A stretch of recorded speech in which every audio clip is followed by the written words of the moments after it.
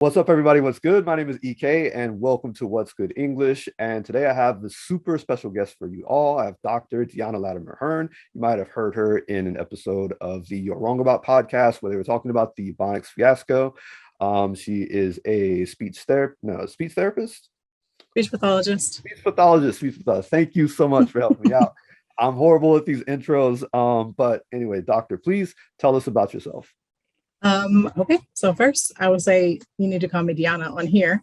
We don't need to be quite so formal. But I am, as you said, a speech language pathologist. I started off working primarily in the school setting, and I started seeing a lot of problems and challenges, especially around dialect and cultural differences in the educational setting, which encouraged me, or I guess inspired me to go back to school for my doctorate. So my doctorate is actually in educational leadership. And I went back to sort of take myself out of this niche of speech pathology only and start trying to make some changes in how our educational processes work and how we support children of all backgrounds in the educational setting. You also have the website, Respect the Dialect. Can you tell us a little bit more about that?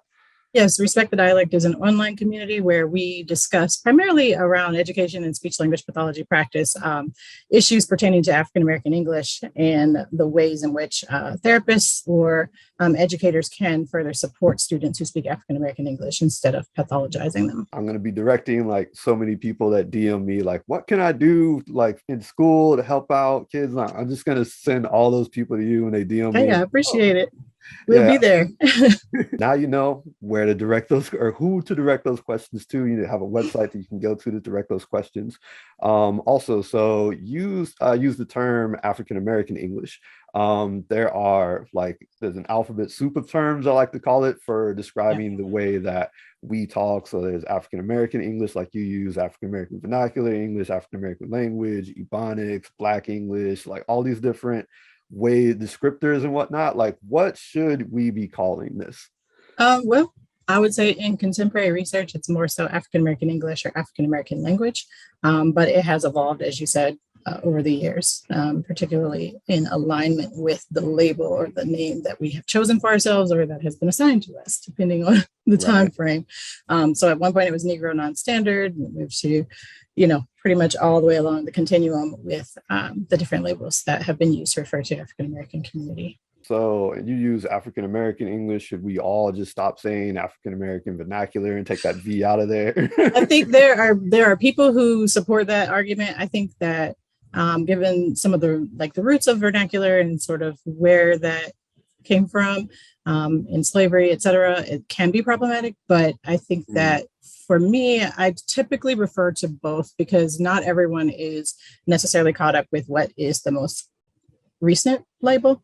And so I think in order to reach everyone, because not everyone is doing research on it and not everyone is exploring it in research articles, et cetera, then I think it's important to still include some of those labels that might not be as commonly known, right? And then some people are still caught back in the Ebonics controversy. So bringing it current and saying, hey, this is what we're referring to, it's just got another name now, might still be important to do that because not everyone is on the same page.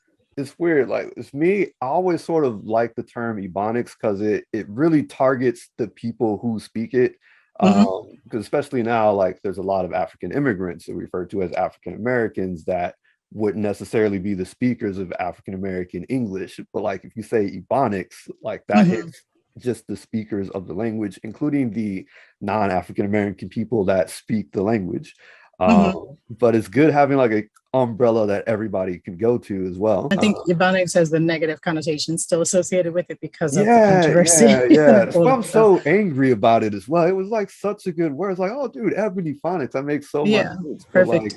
Everybody just kind of turned it into a joke, and it's like, okay, well, we can't say Ebonics anymore. But like, I'm just like, it was so good. America is rushing to come up with an Ebonics dictionary. Do you know that Ebonics change every week? I'll tell you one thing, if you do have a dictionary, it better be in pencil.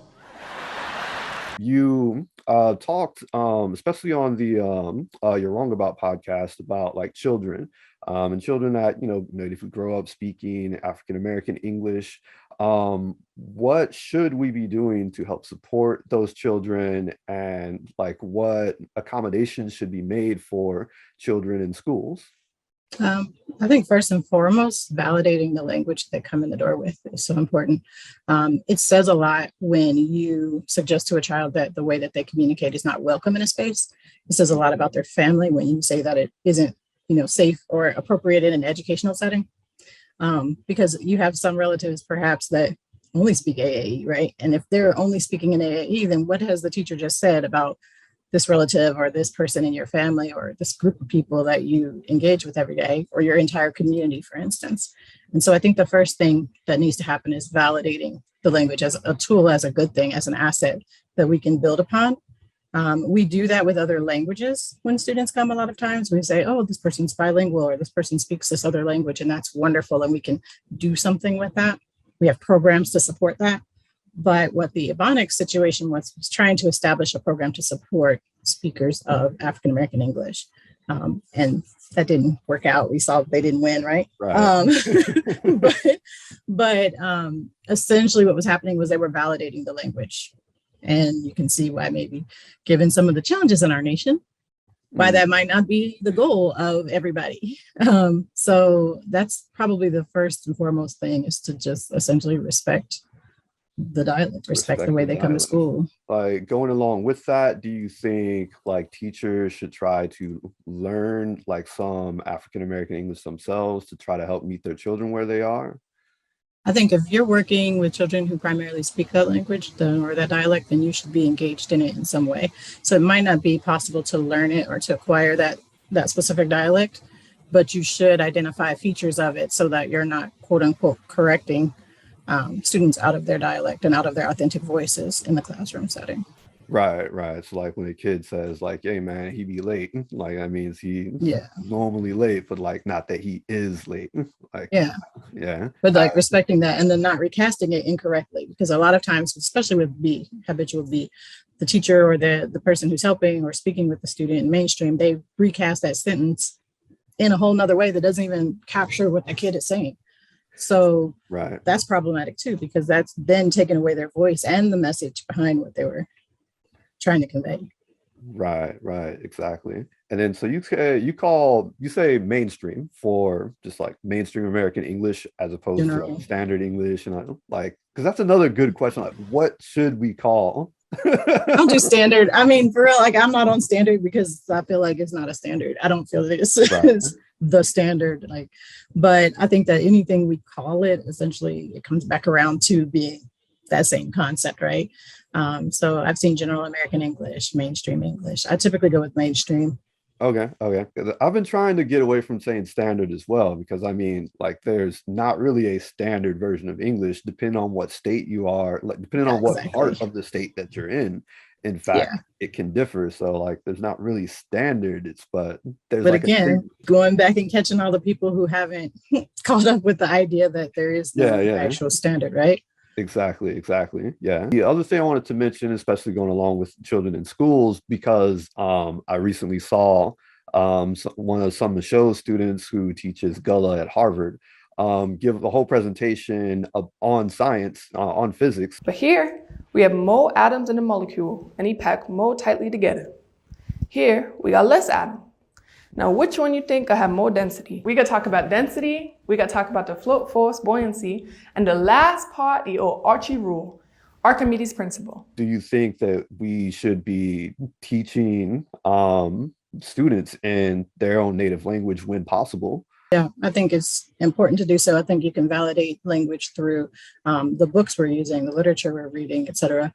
And also, you should be able to present in a code that is maybe the non-mainstream code. You should be able to do that, especially if that's your audience. That if I'm speaking to someone who's speaking African-American English, I should be able to do that. And I think by marrying the dialects that we use with, or the other languages we use with knowledge and information, et cetera, it sort of tears down this myth that if I speak in a certain way, I'm not educated or I'm not intelligent, right? Or you shouldn't listen to me, et cetera. The way that we communicate does not dictate or determine how intelligent we are, though people make those judgments about people, I think by using the language in that way and by engaging in academic discussions with it, that disproves that lie or that myth that's held about how intelligent a group of people might be. Yeah, I completely agree, definitely. And for the people watching this, I'm going to link to that video and that YouTube channel so you can all enjoy learning about science in a mixture of Gullah Geechee and English. It's really interesting. It sort of changed my mind as well, because we've always been taught, English is the language of science. Or, if you want to communicate with, scientists from around the world, you have to speak, the mainstream, like as you say. But you really don't have, like, if you're just trying to get people interested in science, they can do all that stuff later. I think it's so important to do that, to engage in it in that way. Like I said, it's educational, it's intelligent, it's all of everything that we claim in society that it's not. Next question, sort of like a combination of questions. I'm gonna ask you the question that I get asked so often that I still haven't properly answered yet, because it's sort of a difficult answer. Oh, great. So just toss that on me. All right. Well, sounds good.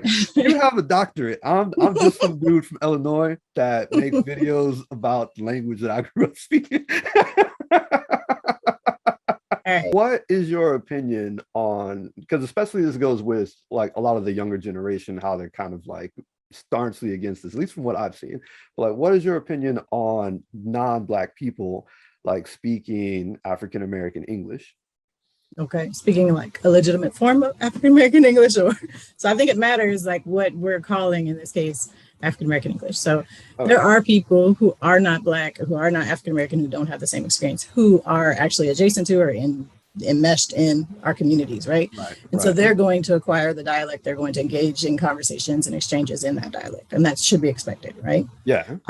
It's more of an issue when you just have appropriation going on, and it becomes kind of the cool thing or the trend to use certain language to sort of take over certain cultural behaviors or practices in order to claim that this is something either you created or to attempt to give yourself some sort of clout or street cred. I don't know what they're looking for. So I think it depends on who it is and how it's being done. Is it something that they are legitimately interested in, enmeshed in, like involved in, or is it something where they're like, I can just put this on for a minute and perform for other people in order to be likable or to be quote unquote attractive to this group of people or to other people around me?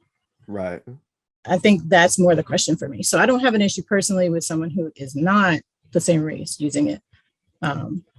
Again, it's when people pick it up and it's sort of a fad, and none of the burden or the negative associations that come with it in my Blackness, me using it, right, or another person using it, none of those things come with it, and it's more of a performative thing. Yeah, that's problematic. And then going with that as well, like, what would be your opinion on, say, people that want to learn like how to speak African American English, just not like in like a school setting, but like, oh, I think that's cool, I want to pick that up, or I want to say certain phrases, or people that have just like absorbed the phrase.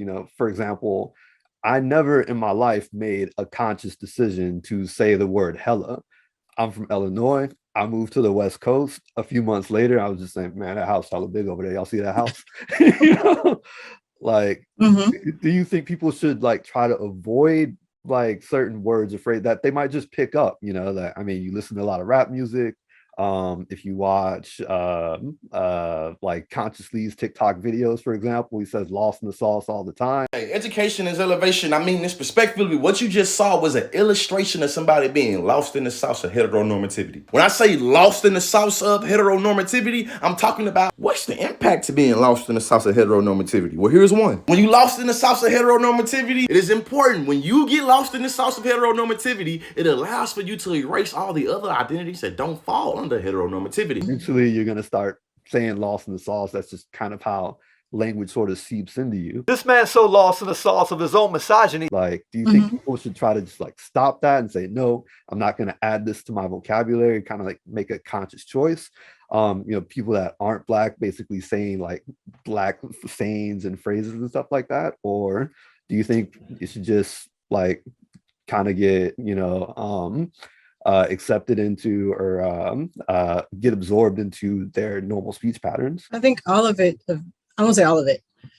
major features of AAE get absorbed into a whole lot of things because in a lot of ways it's just used for profit, or it is sort of adapted into mainstream use. And I see that like in commercials. None come to mind right now, but sometimes I'm watching commercials and I'm like, they just say, and typically once that happens, we're pretty much done with it anyway. Once it becomes a part of mainstream use, we've moved on, right? We're like light years ahead of that. But I think, again, it goes back to the heart of the person who is doing it. Are you doing it in a respectful manner? Are you doing it in a way that uplifts and gives credit to where credit is due? Or are you essentially doing this, again, for personal gain, for some sort of performative act? What is your motivation behind doing it? So I don't have a problem with someone who is outside of the community saying, I want to learn this and I want to engage in this, particularly because of my profession, right? I do speech pathology. We have to assess people's language. We have to assess how people are communicating. And if we don't know how to use it or what the rules are, then we can't effectively assess, right? So then it becomes easier to pathologize it. So do I want those individuals to learn about it? Yeah, it's going to be important, right? I need them to, because there are a lot of kids who are depending on that in some way, right? Right. So it depends on the situation and what the motivation behind it is. But I think there's a respectful way of using something and not necessarily exploiting that something, for one's own gain or separating it from where it came from. And I think we see this appropriation in other ways, like certain clothing or certain practices or things like that. People will just pick it up and they have no understanding of the roots of where that even came from. I think that's not respect. Yeah, like the hairstyles is one. The hairstyles is it's a lot of that going on, right? I saw one the other day that I'm not even going to mention and give credit to here, but but yeah. So it's more an issue for me there when it's like, okay, I'm not doing this in a respectful manner. I'm not honoring where it came from. I'm not giving credit back to where, or upholding the people who actually are doing that. I'm not uplifting any of that. I'm just doing this for my own good. Right. That's a problem. Right. So you kind of answered, like, can it be problematic, which is something that one of my followers wanted me to ask you. What can people do? Like, what can non-Black people do, like, to help the situation or help us out? Like, I know I said in one video that, like, our language in, like, their mouths doesn't really help us out because they get uplifted for using it while we're still being looked down upon. So what could they do to, like, help us out to where we don't get seen as wrong for just talking the way we talk? I think one, addressing the negative comments, the negative behaviors or perceptions and et cetera that people have towards Black language and Black communities in general. So I think it's great. Oh, if you want to use this and you're part of the community or you're engaged in, interactions with people and that's your legitimate dialect, that you come from, that's great. But again, like you said, if you're not using that to spread knowledge among other people who don't have that same adjacency or that same contact with our communities, then why, what's the purpose outside of that space? What are you doing with it outside of that space? So I think bringing attention to it, raising awareness, promoting acceptance, et cetera. Those are things that are going to happen, that can happen regardless of a person's fluency in it. Okay. Another one of my followers, like in the same realm of questions, so asked me about digital blackface and where, now in the modern world, everybody's like memeing stuff. And it's also really popular, especially on like TikTok and Instagram, where you have people lip syncing like the actual audio of Black people. God damn, little mama. You thick as hell, know what I'm saying? Using like GIFs of Black people in their conversations and stuff like that. So what is your opinion there as well? Is it problematic? What's like, is there, it's, I'm sorry. Well, I'm not a costume. I can just say that, like, I'm not a costume. You can't put me on and then just perform something. I think that as much as possible in this country and in the things that we see, and I'm sure in other places as well, the effort is there to separate all the awesomeness that we are from the actual Blackness part that people are afraid of or unsure about, or they want to continue to denigrate. So I think that if it's performative, again, like I think it all goes back to that performative piece. If this is performative, if this is something that you think, well, I'm doing this because it's cute in some way and it's trendy in another or whatever, that's problematic, because again, you're not honoring the culture itself. You're not honoring the people who use it. You're not honoring the struggle of the people who are using it. You're simply taking it and trying to profit off of it. And that we see that in movies, we see that in music, we see that in all kinds of places where this is how, you know, commercials, I see it everywhere that, oh, I'm just going to borrow this Blackness for a minute without the Black part. And I'm going to enjoy this. And I'm going to use this to my, you know, to benefit me.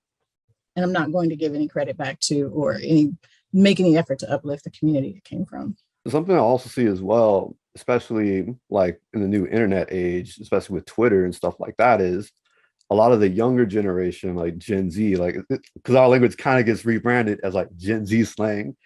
Mm-hmm. And like some of them at the same time, like they've encountered like our language, like on Twitter, like divorced of Black people, divorced of Blackness.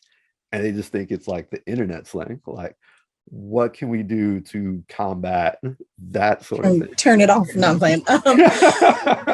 No, I see that a lot, and that's extremely frustrating too. And I see it with even in older people conversation. I don't say older because I mean, I guess I qualify as older, but you know, and not so Gen Z. Real great but yes, I see those conversations also like, oh, that's just Gen Z slang, etc.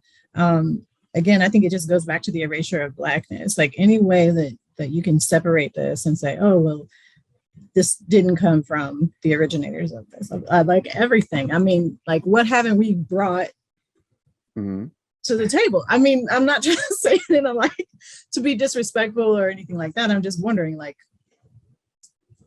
what part of the culture have we not influenced, created, etc. And so I think this is just another example of how individuals want to sort of co-opt that and say, oh, I can just take this piece of it and I can run with it. It can become mine. Problematic, but again, I don't know how do you stop something from happening? Because I think that the way that language happens, right, the way it happens is from that interaction, from people being close communication, close contact, and that's happening now more rapidly than ever and more frequently than ever because of the internet, because of this social media craze, right? So in the midst of all of this, I would love to say, well, we can't do this or we shouldn't do that, but at the same time, in a realistic standpoint, I don't know how we're actually legitimately going to prevent someone from falling in love with what we create and what we do and then running somewhere with it. Right. I don't think that's possible either. That's why I like sort of devoted like my time more to figuring out how to combat maybe the want or how to get just respect. Like I think a lot of this goes away if we just get respect. Yeah. But again, just giving credit where it's due, and like going back to this idea that, hey, this came out of the identity, the experience, the historical, you know, how everything that happened to us as a people, this is what this is birthed out of. And so if we can respect it, then we're not out here trying to pimp it in the streets. Like that's where it becomes the issue for me. You know, like, are you using this for that personal gain, for monetary gain, for whatever? Because if I am, then I'm not respecting it, right? I'm not uplifting it. I'm not upholding it as something legitimate. When we are forced African-American English, like somebody that's actually trying to imitate, trying to do the whole thing for respect or whatever, or for clout, should we be like correcting that? Like if somebody uses a phrase or something inaccurately, like should we say, hey, should we correct like that? Nails on a chalkboard type of thing. Yeah, I don't know about letting it slide. I typically would say something like this. That's not how that's used. You know, I don't necessarily try to drop a lesson on them, but just trying to bring awareness to, you know, you being inauthentic is very evident. Like, I think that's the problem where people think that they're capturing something and running off with it. When they're being inauthentic, it's immediately obvious to the world. Like, it could not be any more obvious, especially to Black people who are using this every day, right? So that's where I think there's another disconnect there. Like, I'm going to use this and I'm going to be a part of this community, et cetera, but you're really not, because we can tell when you're not like using it correctly. There are rules, there's a structure, it has a grammar, you know, there's a way it has to be used. Even vocabulary has to be used in a certain way. So I wouldn't personally correct. I would point out. I mean, and I'm saying point out to not say call out, but I'll probably call them out. Like, I'm gonna say, like, that's not the way that we do this. That's not how this works, you know. I asked that because I have like a little series where I correct some examples of bad AAVE, like the I has a dream thing, or like random stuff I've seen people say on Twitter. But I also have people that tell me like, we don't do that. We need to gatekeep this. We need to. I don't think it's possible, but I think saying that I has a dream ad, you know, putting that information out there, consider how many people actually got the wrong message from that, right? Consider how many people saw this ignorant statement in ad, a full page ad, I believe it was. Okay. Loud and wrong. So if it's that loud and wrong, I'm not saying that you shouldn't address that and say, bring attention to it. Like, hey, this isn't the way that this should be working. And this isn't the way that we communicate. I don't think that's a problem, but I'm saying, like, if I'm engaged in a conversation with someone and they go completely wrong, I'm not going to drop a lesson. I'm just going to be like, that's wrong. Try again. Using a code that you use, like, that's I like that. That's wrong. Try again. In your language. I mean, that's just how I would feel about it. I wouldn't stop and say, you know, actually, when you use this particular piece of the code, like, I don't know that I have patience for that at that point, because I feel like you're mocking or you're trying to, I don't know, be something that you're not. I don't think I'm interested in that. But so I don't think it's wrong to debunk a lot of these lies. Like, if you look at any of the propaganda surrounding the Ebonics controversy, like, if you can stomach looking at any of the propaganda around that. Yeah, I've seen a few. That's a whole nother probably degree I think you could get on that by. So I think countering that is helpful, because that's been the message that's been seen, and this is what has been held up. Right. Okay. All right, so let's move off of this topic, because it's sorry. No. It is so hard. Like, I've tried to just script a video along like the lines of gatekeeping or is it okay, and it's like every time I just run in circles. Like, okay, well, this was appropriated and that was appropriated, and they're doing this and they're doing that. All of it was appropriated. Yeah. And it's like, it's almost impossible to do. Like, and the answer is not like a clear yes or no, because, you know, obviously there are people that grow up around us that don't look like us, but speak exactly like us. And we shouldn't be looking at them like, hey, stop doing that. Take those words out your mouth. They're not yours. But like, at the same, I don't really see, you know, just with the way language works, like, you can absorb a phrase. If you're using a phrase correctly, I'm just like, yo, it's yours. That's sort of how I feel about it. It becomes part of the person who's adjacent to it. So I don't know that, like you said, that there's a way to stop it. Yeah. I think it's naive to think that we can stop something like that. But again, most of the time, by the time it becomes mainstream and acceptable over there, we're done anyway. Yeah, that's true. It's like, it's so funny. Like, if you read like some of the magazines, they say, oh, you know, when your mom starts using this slang, then you know it's old. And Black people are like, no, it's not when your mom that's not what it was, right? It's old now. But okay. So I think that's we're done anyway. So I wanted to talk a little bit about code switching. A lot of people are sort of moving off the need to constantly code switch, because I mean, we don't say anything that's that like wacky to where people don't understand. I mean, they know what you're saying. Yeah, it's super intelligible. So what do you think will get to a point where we don't have to just like constantly code switch, or like what? I'm gonna take it back to sort of the educational realm on this. We have been indoctrinated in this process of like, hey, you should uphold these standards or these values, right? Cultural linguistic values that come from mainstream America. This is what you are immersed in. This is what you are expected to do. It will stop being necessary when we stop requiring it of ourselves, right? Because what's happening is we become policers of the language too. And we become the people who are like, oh, that's not acceptable, or you shouldn't do that here, right? I code switch.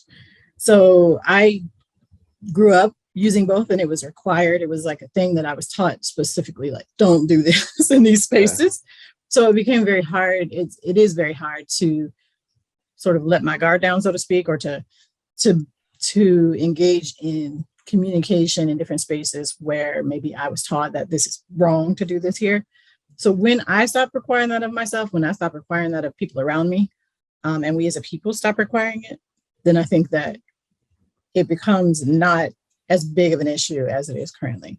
But a lot of times when I've used it, I'd say definitely growing up in educational spaces, it wasn't always someone of a different group that was correcting it. It wasn't always someone outside of my family that was correcting me, so to speak, right? And I say correcting, I'm using that term incorrectly in this case because it's not incorrect what I was doing, but trying to get me to change the code I was using, that was coming from in-house, so to speak. Yeah. A lot of us police ourselves with that. Like, it's like right? I've had just as many comments from, Black people saying, hey, like, y'all don't need to talk like that. Y'all like learn how to speak properly. And, it's like, yeah. So when we stop doing it, like younger generations are, kind of doing. Yeah, I guess that goes back to what you're saying about respecting the dialect, acknowledging what they speak and telling them that is okay, like just from the get-go, like in the education system. And one more thing I want to say about that, I'm sorry, but the code switching thing, when we talk about it, we're always talking about leaving AAE to go to this, I don't know, Holy Grail of some sort, whatever. So we never talk about the need to go in the other direction, right? Are there situations that you find yourself in where mainstream American English is not going to get you the results that you're looking for, right? I mean, there are situations, there are places, there are communities, there are spaces where I can't use MAE, it's not right? It would be the wrong thing to do in this place. I wouldn't engage appropriately. I wouldn't be seen as a part of this community, etc. So we never discuss it in that direction. We only discuss the AAE to mainstream. That's very true. Yeah, I never really thought so much about that, but yeah, that's absolutely true. But it positions it as less than, right? So we're saying, don't use that, use this over here. Yeah. Or it's even in like the space of, because everyone code switches like a little, like somebody's going to speak differently if the CEO is in town and they're there in the office versus they're chatting with their coworkers, like not necessarily like off in the break room but on the floor, but like a less heightened situation of formality. And then like just outside of the office completely with your friends, like you wouldn't speak the same way that you do in the office with your friends, like even if you're not speaking like a different code that's not accepted as much like ours, and your friends would kind of look at you weird, like, why are you talking to me like you're at work, like just talk to me normal. But that's two different things though. So we confound them. So that's code switching or shifting registers. So we shift registers all day, depending on who we're talking to, right? Gotcha. And that's what you're referring to. It's like me being relatively, I don't know.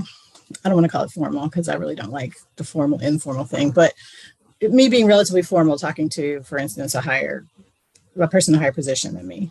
Or someone I don't know, I'm trying to conduct business. I'll be a little bit more formal. Let's say I'm using mainstream English, right? Then if I'm talking to my spouse, I would use not so quote unquote formal, right? Language. Right. I don't necessarily have to change my code in order to do that though. I could use mainstream English for all of that, or I could use African-American English for all of that. Right, okay. I wouldn't have to switch the code itself. So when we're talking about code switching, what happens is our discussion goes into this thing of formal versus informal, or home versus school language, or, we're positioning one as sort of, it doesn't belong in certain spaces, or it's not fancy enough.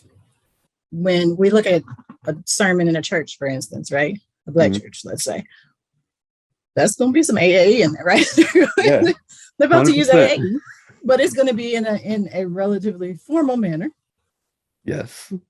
But when whoever the pastor or the speaker is goes home, they're still probably engaged in AAE. They're just not using it in this standing up lecturing a group of people manner. Yes.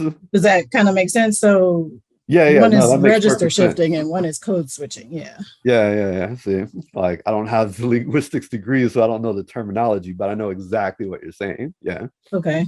So I think that people say, well, everybody code switches. I think what they're trying to capture is that everybody shifts registers to some degree. Right. Okay. And not everybody has another code to go to. Right. Because it's just a different version. It's just the less formal of AAE, sort of like the Romance languages using like usted instead of tu. Yeah. Exactly.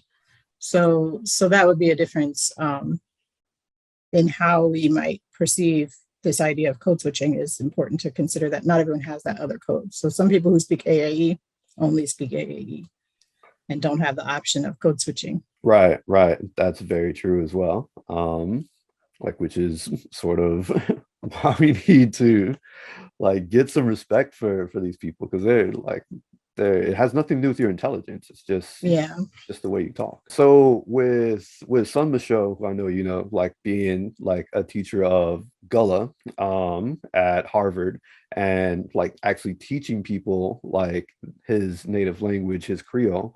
Do you think we'll get to that point with African American English where it's like formally taught to people? And what might that look like?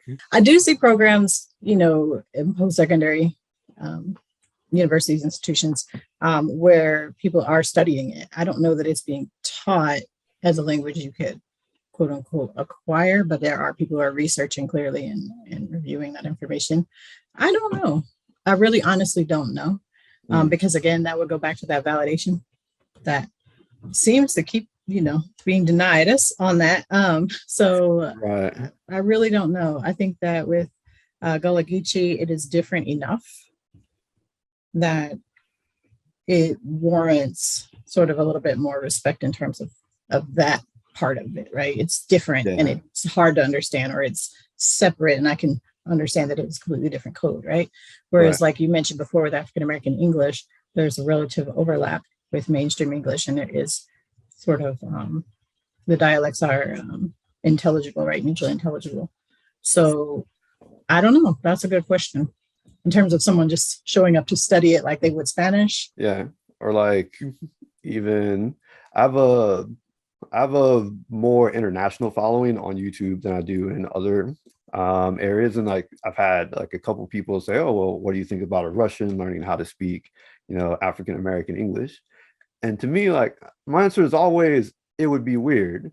I mean, it's just like you would be like some oddity like to me. Like I don't necessarily want to say 100% no and slam the gavel down, but like I can't deny that it would just be really, really weird. Yeah, I think it'd be very different. I've definitely seen it, like living overseas and watching people sort of pick up pieces of Black culture.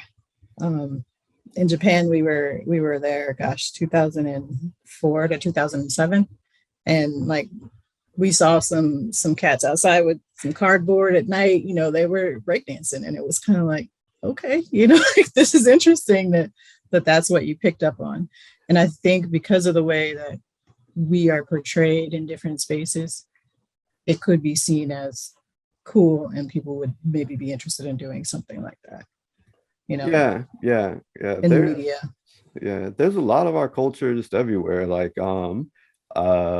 I mean, I listen to like the Biza rap sessions. Yo represento la comunidad que está cansada de raperos que no saben rapear, que solamente con sus joyas es que saben brillar, que no tienen estrella propia, solo saben copiar. Personne m'a avancé, je danse comme Mila au bout de l'allée, le M, le H, le D.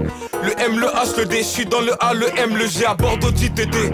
Lo peor de todo y lo más grave es que este pendejo es racista y no lo sabe. It just puts on a beat and they just attack, and it's like, yeah, that's us. I mean, that is undeniably us. Yeah, the same intonation, and yeah.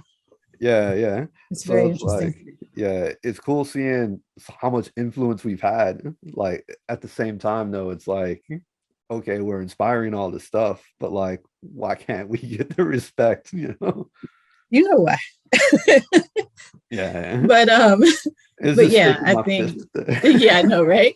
So I don't think it would be a bad thing necessarily. I don't know that people are going to validate it at this point in time as something that is worth learning in that manner. Right. I think it is valid and I think it is worth learning, but given some of the racial dynamics, I think that it would be positioned as like, well, what would I need that for, kind of thing. Right. But I think that's also part of our country. I mean, how many languages do most? Not many. I think it really goes to sort of how we learn English, like in school, or how English is presented to us in school, because we really learn English when we're growing up at home, and then we go to school and they teach us the name for all the stuff that we already learned. And then they tell us that this is like correct and this is incorrect. It's like, you have like a huge descriptivist mindset as a kid growing up. And then you get at least 12 years straight of prescriptivism. And then some kids go off into college and they learn to be descriptivist again. But the majority of people are just like, no, my English teacher said that that's wrong. Yeah. And that's the default, right? Yeah. And we sort of, oh, go ahead. No, I was going to say the person who's telling you that it's wrong doesn't necessarily have any linguistic background, right? How many educational programs actually, for educators, actually require linguistic knowledge? I couldn't even tell. I don't think that's too common. Yeah. Yeah. I looked at the tree a little bit when I was thinking about getting a teacher's degree, and I did not see any linguistics classes on Yeah, but everything they're doing is language. The whole, yeah. All of the assessment, all of the everything is language. Let me ask some of the show's question. Like, I'm gonna read exactly what he wrote because I don't want to mess it up. Okay. Okay. So he wrote, I would be curious to know how you feel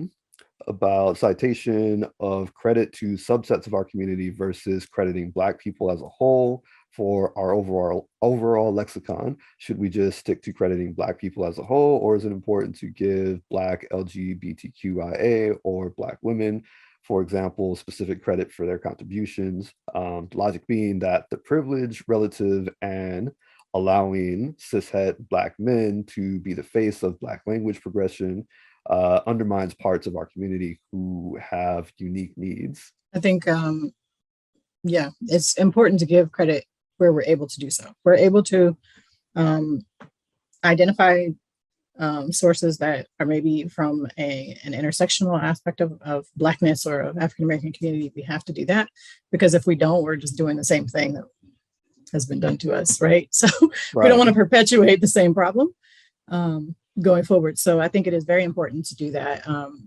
We have to lift as we climb, so to speak. And I think as a people, like Black culture, African-American descendants of enslaved Africans, we're trying to move forward to stake our claim essentially and say that we are here and that this deserves respect, that we deserve respect, et cetera, that we've contributed to and shaped so many aspects of society, period.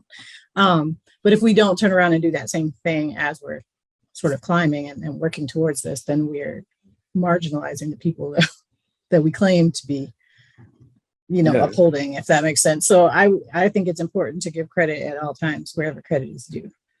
So to the extent that's possible. I know that language makes it a little bit difficult to do, but there are definitely features in African-American English that maybe I don't see cishet Black males use, but that are still a piece of African-American English. Yeah. So that came out of other intersectional identities within the group. As far as speaking on that stuff, like people, for example, ask me to talk about like ballroom slang or like sort of like where Yas Queen and all that stuff came from. And it's like, I'm not part of that community. So like, I don't really think I can do it justice, or that I should be speaking on that. Like, should we try to, like, I mean, we can say like, yo, Black queer people made this.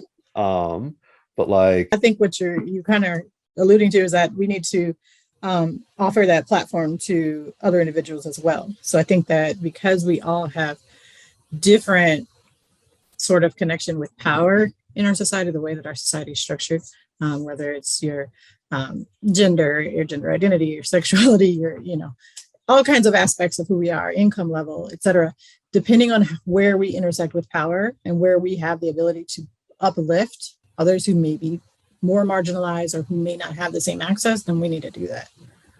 Because I'm really just perpetuating the same problems and the same societal ills if I don't do that. Right. So I think it's so important to also identify and to uplift. I don't know that, again, like you said, maybe I don't fit into the specific identity like LGBTQIA. I may not fit into the way that language is being used there, but I would be happy to engage with somebody who is in that community and is interested in promoting respect and promoting knowledge around that.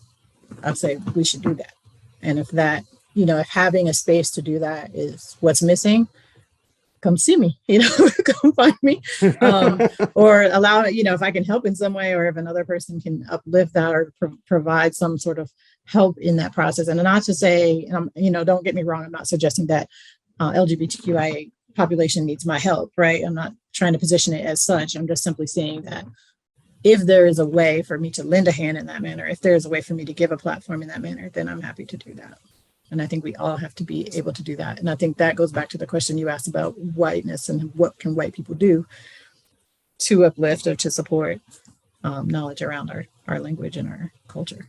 Let me just do one more check through for some of the follower questions. What parallels, if any, or contrast do you see from basically how the Ebonics fiasco went in the 90s and how it's going today with more people talking about it? I don't know that I see parallels. I feel like the Ebonics controversy, I think what was being done behind, before everything blew up by Oakland, I think that was very forward thinking.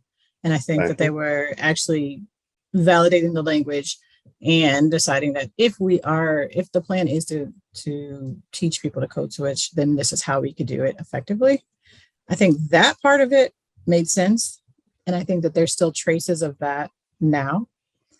I don't know that I agree with the idea of forcing people to code switch. I typically don't.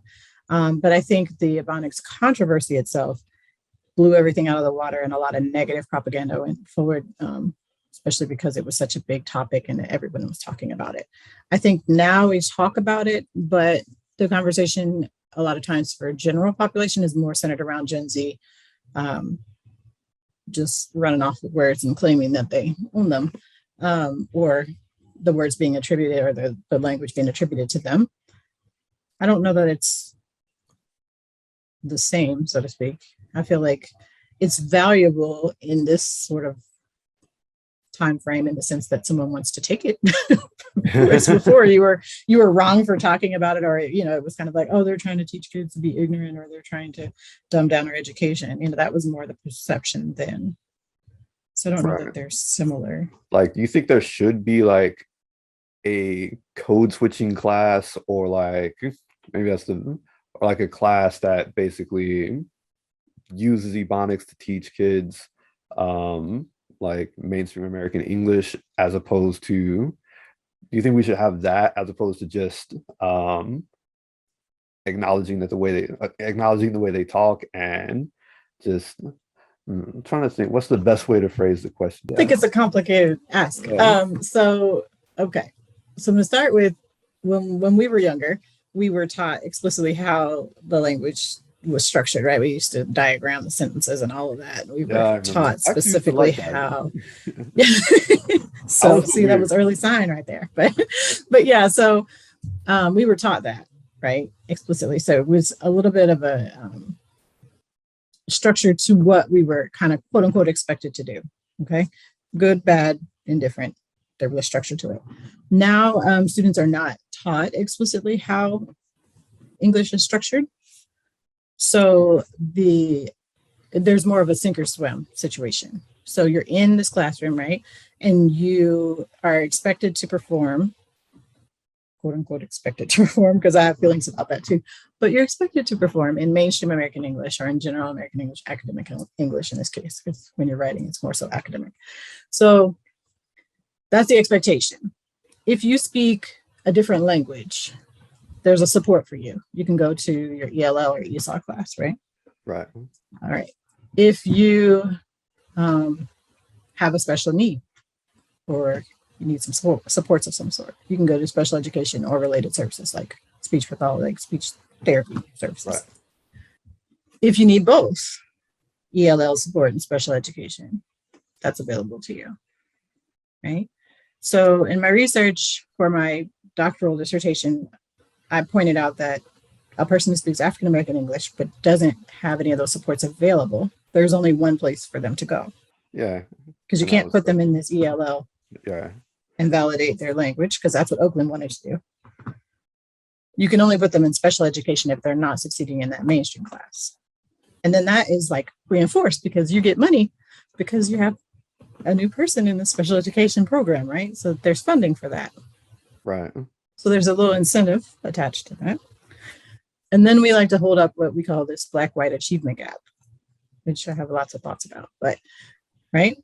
Yeah. And we're reinforcing that through this process of not supporting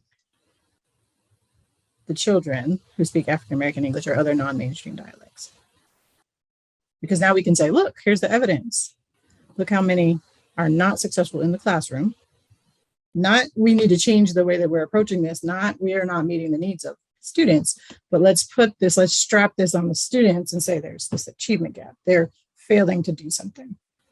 Not the system, the people who happen to be Black, okay? Or brown. Okay, so we've structured our programs in such a way that we're reinforcing some of the perceptions that we hold so dearly in this country, in terms of who can perform, who can't perform, etc. So having it structured in a different way might be beneficial to students. Say, hey, here's how you might code switch. If that is the thing that we're requiring of you, this is how we could do that. I don't necessarily have an issue with that. I don't know that code switching is the answer, if that makes sense. I don't know that forcing everyone to do that, because like you or I, we can switch into another language, right? Right. So are we better because we can use a different language? And should everyone else have to use different language now because you and I do it? No, I wouldn't say that. Like, it shouldn't be a requirement. No. Yeah. And it's great to have an option, but the options are based on what you deem to be valuable, right? Right. So for instance, I don't have the option of switching into German, but I've never had a desire to do that. So that's not valuable to me. Not that there's anything wrong with doing it, or not that there's anything wrong with German language. I just didn't personally see that as a personal need for myself. Right. And so I think that forcing someone to code switch, there's some issues there. But if we were to structure a program, then we would need to do so in a manner that is relatively consistent with what we do for ELL students, which is what Oakland tried to do, which is what created a mess. Okay. Sorry, I don't think that helped you, but no. But no, it was a good answer. It was no, I enjoy what you said about that. That like it's a lot to think about. I think none of these questions really have like easy cut and dry answers. Everything I asked you is like super difficult, like at least in my opinion. Like yeah, it could go a lot of different ways, right? So I don't know. So my whole thing is maybe just moving back to this idea of just respect it. Like whatever it is that you choose to do or however you choose to approach it, respect it, and allow it to be a whole thing and a part of their identity and part of what they bring to the table as an asset, not as some sort of bad thing or less than. Or right, respect it, respect the dialect. It's on the t-shirt. There's the website. Everybody needs to go to that website.